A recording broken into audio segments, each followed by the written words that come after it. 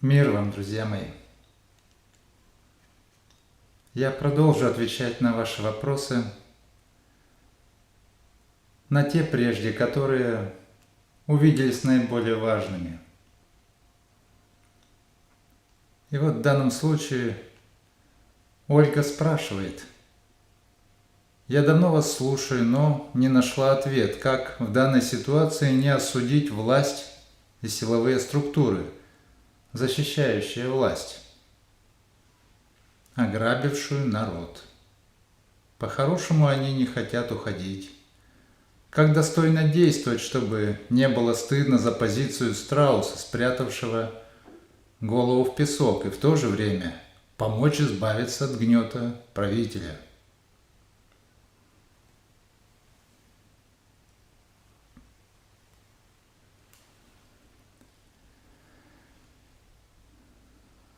Дать на такой вопрос простой ответ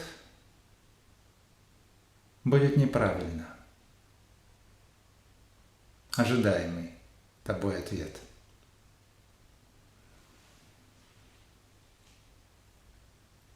Такую подсказку не должен делать никто. Такого рода вопросы относятся к той категории, когда человеку очень важно самостоятельно принять решение. И свобода выбора у него должна быть полная. Но поговорить об обстоятельствах, которые касаются этот вопрос, такое будет благоприятно. Я попробую затронуть обстоятельства, касающиеся этого переживания и твоих вопросов, возникающих внутри, с такой стороны, чтобы помочь тебе увидеть ценность таких переживаний. А дальше тебе нужно будет уже сделать свой собственный выбор, который приведет к соответствующим каким-то последствиям. Твой вопрос примечателен. Можно сказать, что переживание, о котором ты упомянула, за всю историю человечества этим переживанием переболела значительно большая часть этого человечества. И продолжает болеть значительно большая часть, особенно в это время.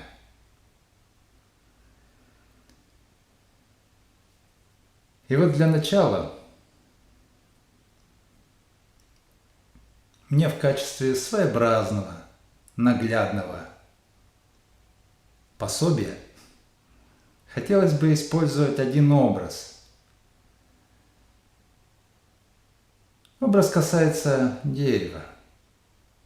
Давай его сейчас представим. У него есть корни, есть ствол, есть какого-то рода крона. Так вот, то, что я пробую тебе сейчас рассказать, касается образа, где у этого древа появляются однозначно ядовитые плоды. Всегда. Такое древо, у него такая особенность. И вот что ты могла бы сказать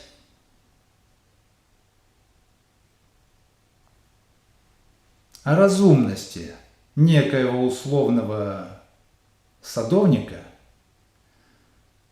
который время от времени устает от того, что это древо дает ядовитый плод, и он все время пытается найти решение, как поменять ядовитый плод на полезный, как изменить эти качества кардинально. Но единственное, что он каждый раз предпринимает усилия, оно связано с подрезкой кроны дерева. Он пробует то с одной его стороны подрезать, то с другой, то обрезать одну какую-то веточку, то другую. Порой бывает даже, наверное, пробует придать кроне то кубическую форму, то сферическую. Но качество плода от этого не меняется. оно не может от этого поменяться. Ведь он пробует затронуть только последствия, крону дерева, и никак не обращает внимания на суть самого дерева, на его особенность.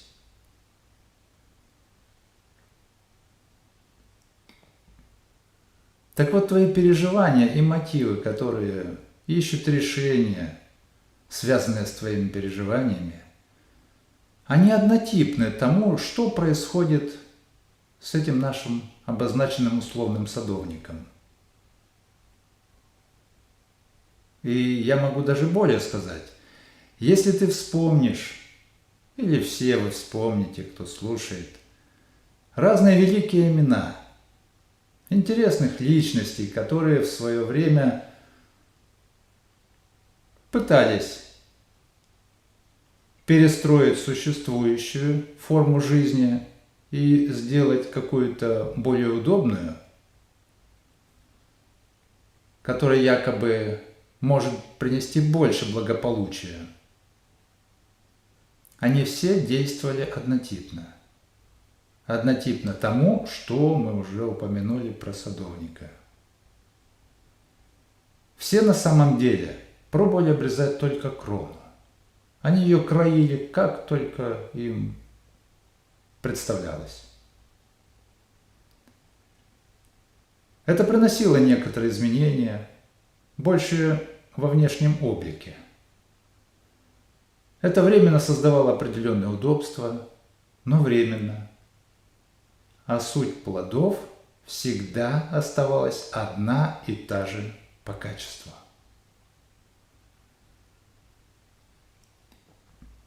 А вот теперь мне хотелось бы через некоторые обстоятельства несколько более пояснить этот образ. И я напомню то, что вам всем хорошо известно, но я надеюсь, что я помогу вам несколько под другим углом взглянуть на все, что сейчас с вами происходит, все, что вы видите вокруг. Человеческий организм, как и организм любого животного, изначально наделен важной программой, которую принято называть инстинктом самосохранения. Хорошая программа, призвана помогать, выживать организму, продолжать род и вообще выживать всему виду. Но следует добавить в качестве особого подчеркивания, что инстинкт такой носит исключительно эгоистический характер. И до тех пор, пока вы с большим почтением относитесь к необходимости удовлетворять свои инстинкты, взгляд человека будет эгоистическим. В нем будет преобладать эгоистический акцент. А что такое эгоистический взгляд? Это взгляд на окружающую реальность через призму, когда вы постоянно ищете возможности извлечь из этой реальности максимальную выгоду и лично для себя. В первую очередь для себя. В этот круг могут попасть еще кто-то, в ком вы будете заинтересованы. Но опять же, если это связано именно с вашей эгоистической заинтересованностью и какой-то чувственной привязанностью. Для этих людей, кого будет очень немного, вы тоже можете озаботиться, извлечь какую-то выгоду и для них. Но прежде всего будет для себя. Это особенность эгоистического взгляда. Люди стали объединяться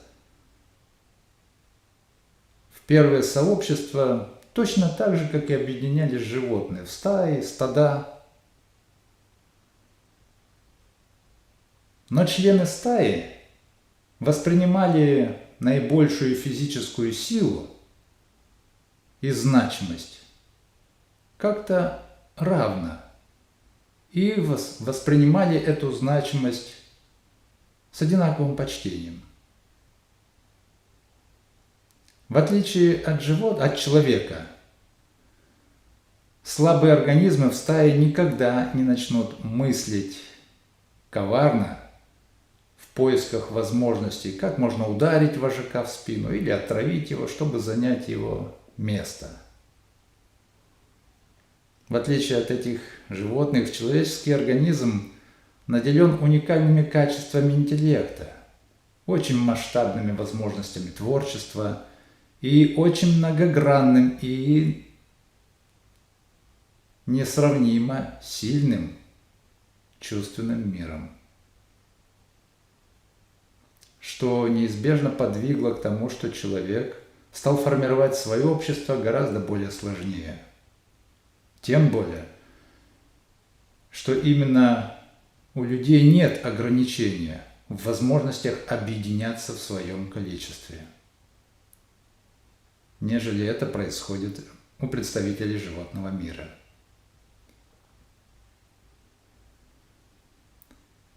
И вот когда люди впервые объединились вокруг наибольшей физической силы, соответственно, наибольшей значимости,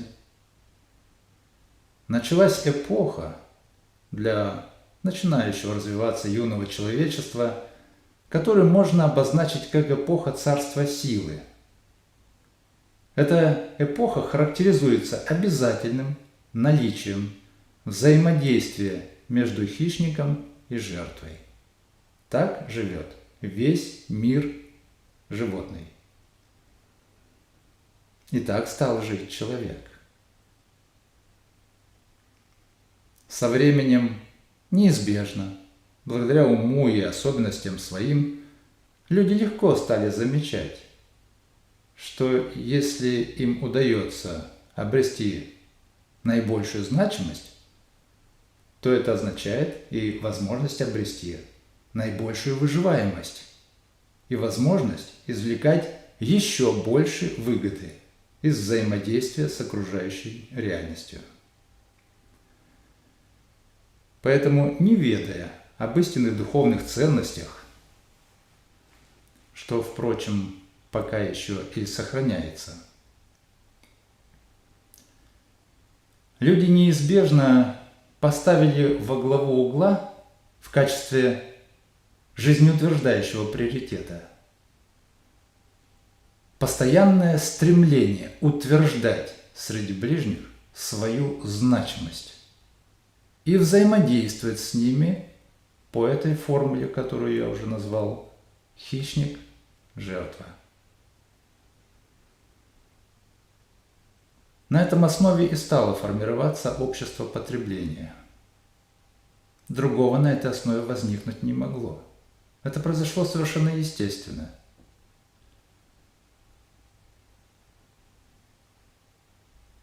Поэтому все, что вы видите сейчас в жизни, и все, что вам не нравится в этой жизни, все, что приносит вам страдания, неприятности, переживания разного рода, неудобства, как правило, это имеет прямое отношение к тем ядовитым плодам, о которых я уже упомянул. Это естественные ядовитые плоды такого древа, олицетворяющего существующее жизнеустройство человеческого общества на всей Земле.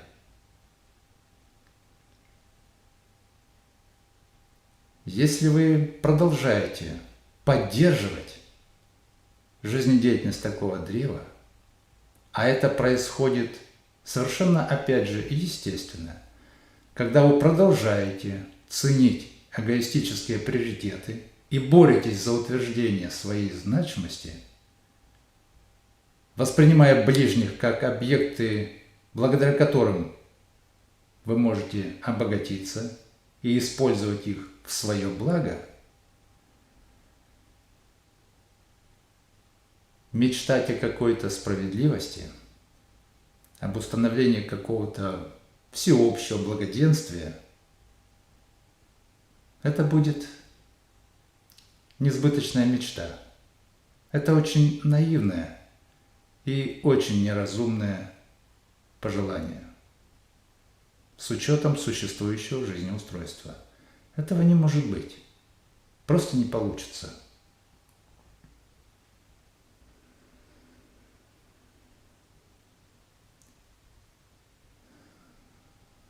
В качестве некоторого сравнения мне хотелось бы добавить,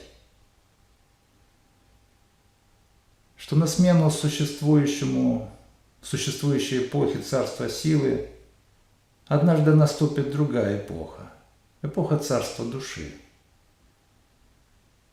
Но только не торопитесь путать с чаяниями, которые нередко можно встретить у верующих, ожидающих возможность покинуть эту как будто бы ненормальную землю и где-то удалиться на вечное безделье, вкушая благость бесконечно. Царство души подразумевает другой тип общества. Это общество созидания, в противовес тому, что сейчас есть общество потребления.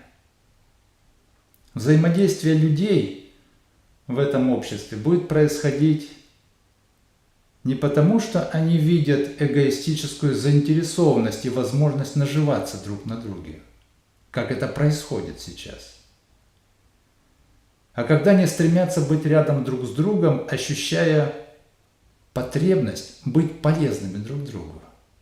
Это совсем другой тип взаимодействия.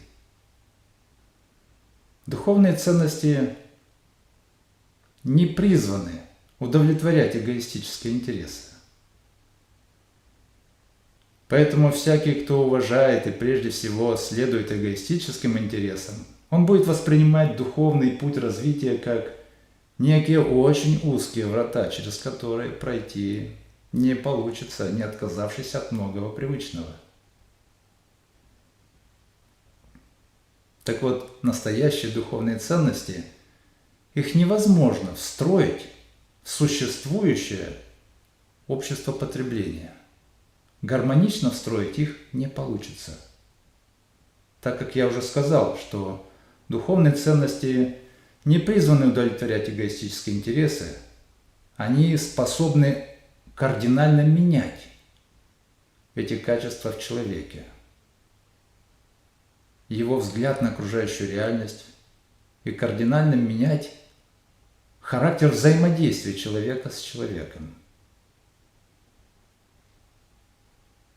Поэтому, если вы в своей жизни встречаете что-то в существующем обществе, куда это все гармонично как будто бы встроилось, и то, что называют духовностью,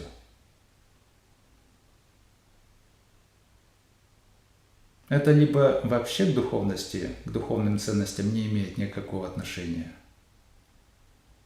либо имеет какое-то отношение к духовным истинным ценностям, но оказалось очень своеобразно истолковано, так, чтобы стало удобоваримым именно для этого общества потребления.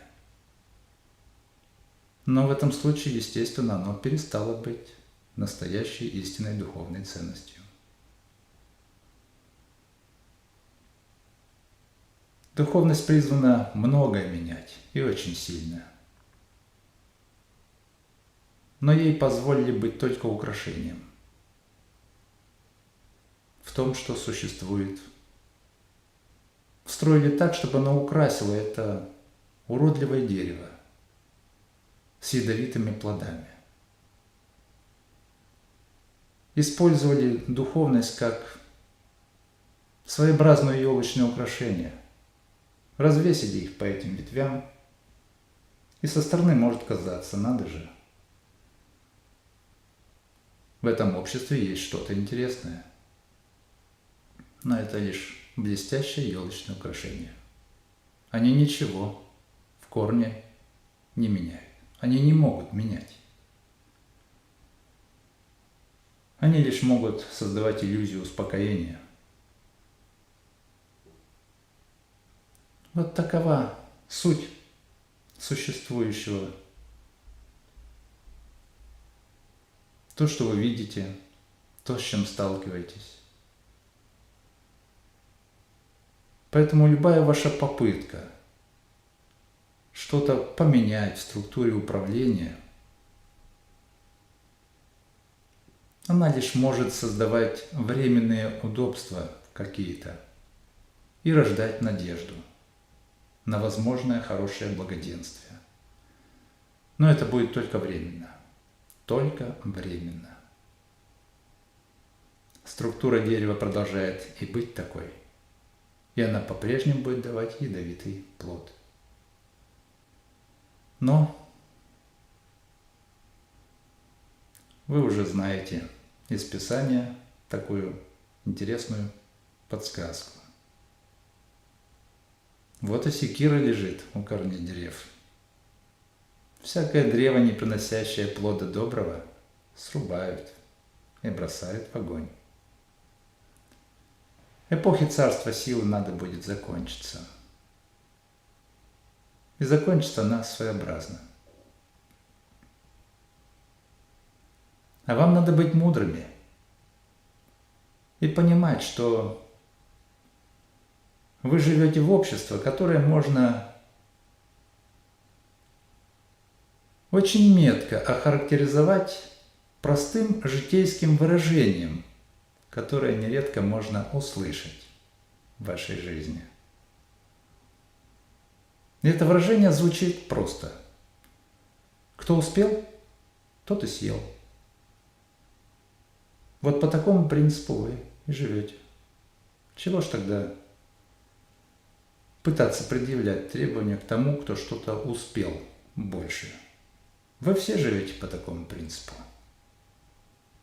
И находите успокоение, если сами где-то начинаете в чем-то успевать по отношению к тому, что успевают другие.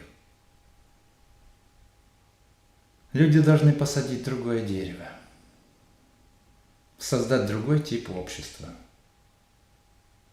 И это время пришло.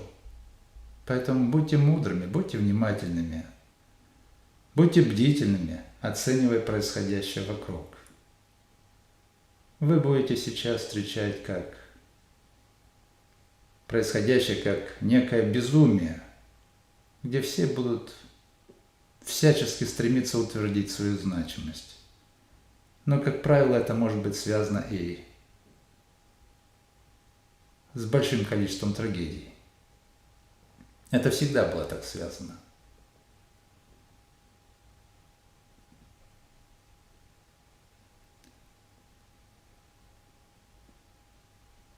Случайностей не бывает.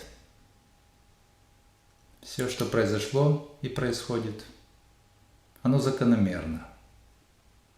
Вам надо суметь правильно оценить, извлечь мудрость и начать искать правильное решение. Другое, непривычное вам.